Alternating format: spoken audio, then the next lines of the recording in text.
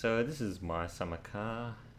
For those of you not aware, this is a Finnish life simulator, I guess, first and foremost, and then obviously a simulator where you can build a project car as well in the background.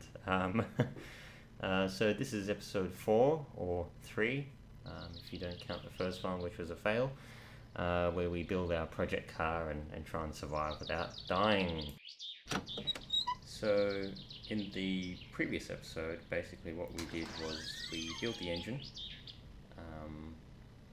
and we have, well, that was our first episode of this vehicle. So we built the engine, then we put the vehicle on its wheels, so we made it a rolling chassis, like you can see here.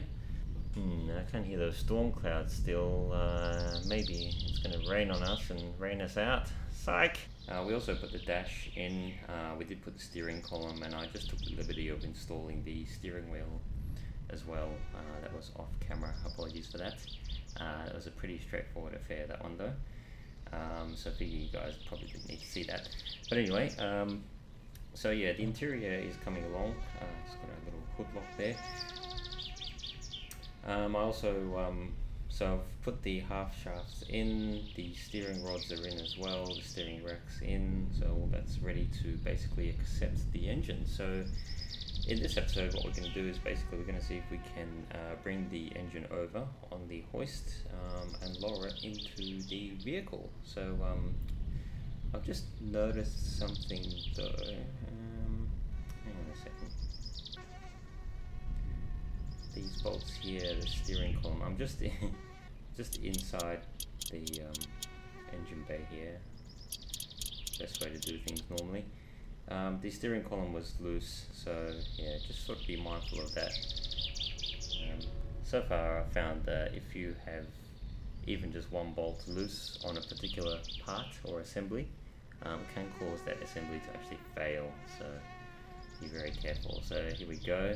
Steering wheel is now working and presumably steering the wheels. Cool. Alright, you can see the engine there on the hoist in the background. So what we're going to do, like I said, like I just mentioned before, we're going to see if we can get this engine fitted to the vehicle in this episode. Don't know if we can get it to run, but we'll see how far we can get. So I've been building the engine up quite a bit. This is actually a good time to go over the engine and just make sure that everything is bolted in and done correctly. But I just want to pause here and just show you all how to actually attach the engine to the hoist, because it did catch me out a little bit. So basically all you do is you just bolt in the 2 engine hoist bolts like I'm doing here.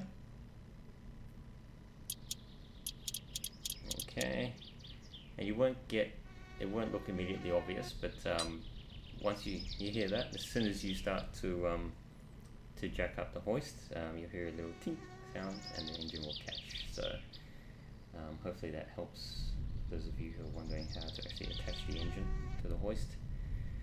I'm not drunk, I swear. Alright, let's get the engine into the vehicle now. So we've got the engine obviously on a hoist. It's got the majority of parts fitted, so obviously you do need to ensure that you've got the transmission, clutch and all that sort of thing in. Obviously oil pan, exhaust manifold, intake manifold. Now you probably don't need to put the carburetor on there, but I've gone ahead and done it anyway. So here is the transmission. There's the transaxle, so there's the differential there, with the 2 plates which will meet up, the 2 sort of adapter plates that connect to the half shafts here. So when you're bringing the engine to the vehicle, just ensure that you've got the differential facing the rear like I've done here. And we're just going to bring the hoist a little bit further forward, or back. And this will probably just take a little bit of mucking around. So as you can see here, now when you lower the hoist, it actually moves the engine back. So when you've got the engine this high, you probably start with it slightly forward like I've done here. Alright, let's start lowering it in. Okay. Now you can see I don't have a fan belt on this engine, because I don't actually have the fan belt with me, so I'll be doing that after I mount the engine. Just lowering the engine down now. can still hear those thunder clouds. I really hope it actually doesn't rain. Now there's 3 engine mount points for this, so I'm just gonna move this around a little bit, just try and get it in the zone, as it were, with those engine mounts as much as possible. Okay, so as you can see here, you've got the first bolt, so I'm just gonna, now okay, see how the engine's just sort of snapped in as soon as I did that? So from here on, it's just a matter of attaching the rest of the bolts. So the second and the third one. Okay, so that's basically it. So the engine's now mounted. Hallelujah. Alright, so I'm just going to unattach the engine hoist.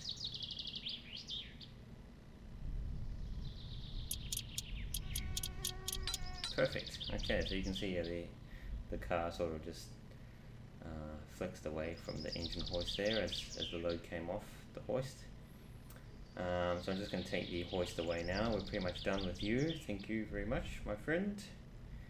And that's it. So here's the vehicle with the engine mounted. So that's really cool. There's still a long way to go. You might be thinking, oh, can we start her up? Can we give it a go? No. So I've laid out some of the critical parts that still need to go in. So obviously you've got the cooling system here, the radiator, the hoses, which comprise of those parts. You've got the electrical and the battery, and obviously you've got the fuel tank, and there's a little hose or a little pipe for the fuel tank as well. So just going to take a little break here and enjoy myself. Only 3 beers this time. I'm trying to cut back. So let's go ahead and might as well go ahead and mount the remaining pieces, the remaining parts. I've got beer bottles everywhere, sorry. I'm kind of feeling a little bit tipsy at the moment, as you can probably see. Alright, so like I mentioned before, the majority of the parts are on the engine, but we might as well continue. So putting the electrical in, so I've got the battery. Okay, fantastic. So we've got the coil here as well as the plug wires. So these will take some maneuvering to find, so just bear with me a moment while I try and figure all this out.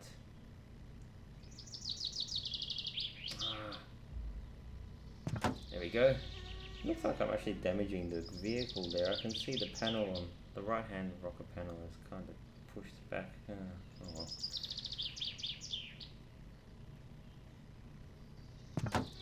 Okay, so the radiator's now in. Now do be mindful, once the radiator is in, like most parts, you do need to bolt it in. So there's 4 bolts for the radiator. I believe it won't let you attach the hoses anyway without putting the bolts in, so just be mindful of that. The hoses themselves, I'm not sure if they take bolts, but I guess we'll find out in short order. Okay, so the battery's in. The radiator is now bolted in as well. Just making sure. Just do that last bolt. I need one more bolt to go. Okay. Okay, great. Now also the electrics, so the coil does also need to be bolted in, so let's go ahead and do that now. Okay, so I'm just bolting that in here.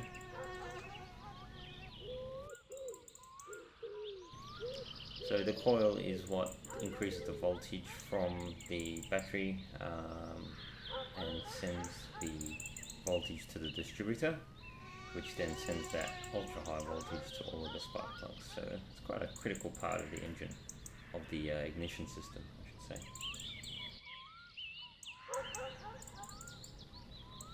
Alright, done with the toolbox there for now. Let's move to the fuel tank. Can't get over how those panels are damaged. Oh well. We'll have to take the car to the panel beaters once we're done. I haven't put the wing panels on for this reason. Oh no. I think that's probably done a bit more damage actually. See, there's some issues with the collision between the body, the car body, and yourself, it would seem, but you can't help but climb all over the car anyway in order to put these things together. So just trying to see how these hoses go in. So I've got the lower hose in. I'll look at it a bit later. I've decided I'm just going to mount the fuel tank, get that in, and then revisit. Oops. Let's try that again. I'm just going to try and put the fuel tank in. Cool, alright. Let's see how it adds weight to the car to actually make the car sink down just slightly. Now there's 4 bolts, I believe. Yeah, I did see these earlier. They're just flickering there in the afternoon light. What I'm going to do, guys, I'm just decided I'm going to jack up the rear of the vehicle using the tractor. Before I do that though, I noticed my hunger is getting a bit high, so might as well start eating some food. And fatigue is quite high as well, actually, in the red, so I'm not too sure what happens, but I don't really want to tempt fate seeing that I've come this far now. So let's have a bit of a break, bit of a sleep, and we'll get back into it shortly. Okay, we've made it to Sunday. Okay, so from here on, let's just have a look, see, it looks pretty dark outside, it looks like it's 8 o'clock in the evening. And I went the wrong way again. Okay, so like I said before, I think it's best we get the tractor and raise up the rear of the vehicle. So that's what I've done here now. So you'll see I've raised up the rear just using the tractor there. I've got the fuel tank in place, just need to bolt that in. So there's 4 bolts on the rear, like so. But do be mindful, sorry, of the bolts on the front of the fuel tank. So there's one, there should be one in the middle, yep there is. And there should be one on the end, yes there is. So there's basically 3 bolts at the front and 4 at the rear of the fuel tank. So make sure you get all of those. I'm not sure what happens if you don't, but don't really want to tempt fate here. So here comes the fuel tank pipe or fuel tank hose. Just bear with me while I find the correct position for this. It's going to take a while, I think. There we go. Awesome. As far as I can see, there's no mounting bolts for the actual fuel pipe, so that should be ready to go. I'm guessing there should be like a cap or a lid or something, but I guess we'll get to that when we do the body work episode. So I'm going to leave all the body work to a separate episode, seeing that I've already banged up the vehicle pretty badly. So what I'm doing here is I'm just going to put in the final bits of the cooling system. And so here we've got the hoses, and I'm just putting in here the final hose here, which is for the return from the radiator. So this is where the cooler water comes back from the radiator. There we go. And it's looking like there's no bolts required on the clamps or anything like that for the hoses. So no using the wrench or screwdriver or anything like that. So the car body is pretty rusted, as you can see, but we'll sort that out in a later episode, like I mentioned. The bodywork itself at the front keeps getting banged up. It's looking pretty sad, to be honest. Okay, let's put the bumper bar in. Now the bumper's got 2 bolts, I believe, one on either side, obviously. Seems to make sense. So I'm just going to see if I can find those now. Here they are. One on the right, one on the left. Done. Okay, so that's the front bumper in place. So from here on, so obviously we've got the engine here.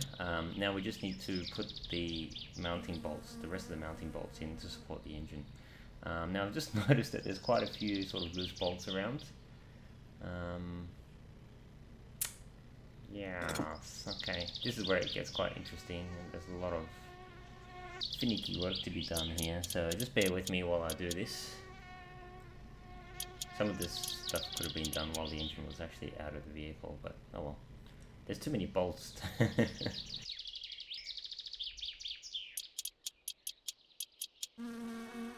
Alright, so just screwing in there, just bolting in the last of the half shafts bolts.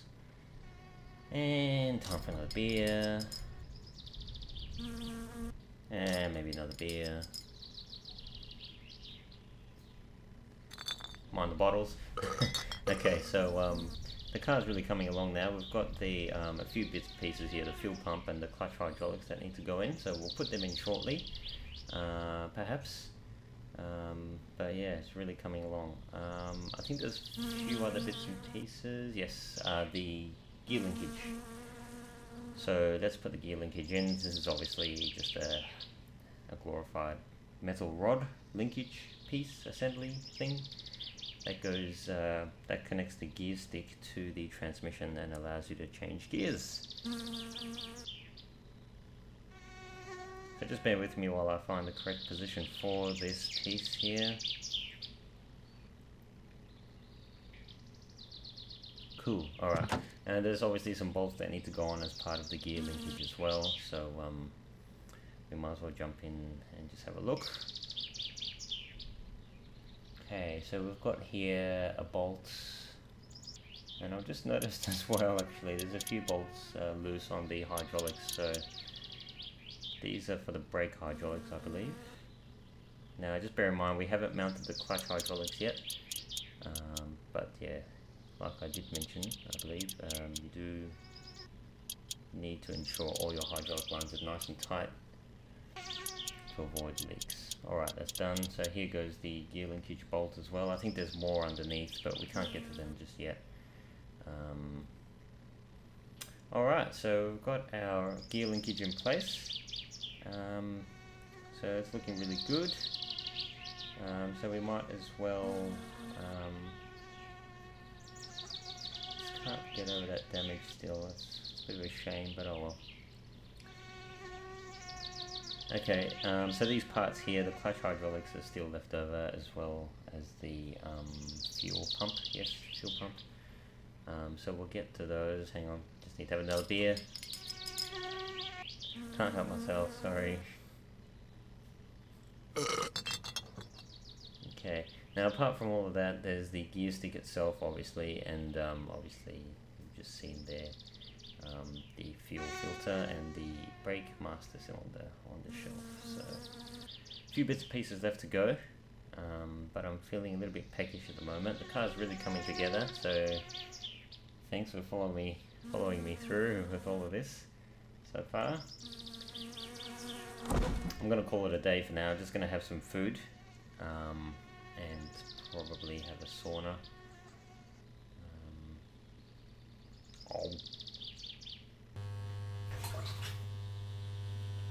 Time for the sauna. Thanks for watching, guys. See you next time.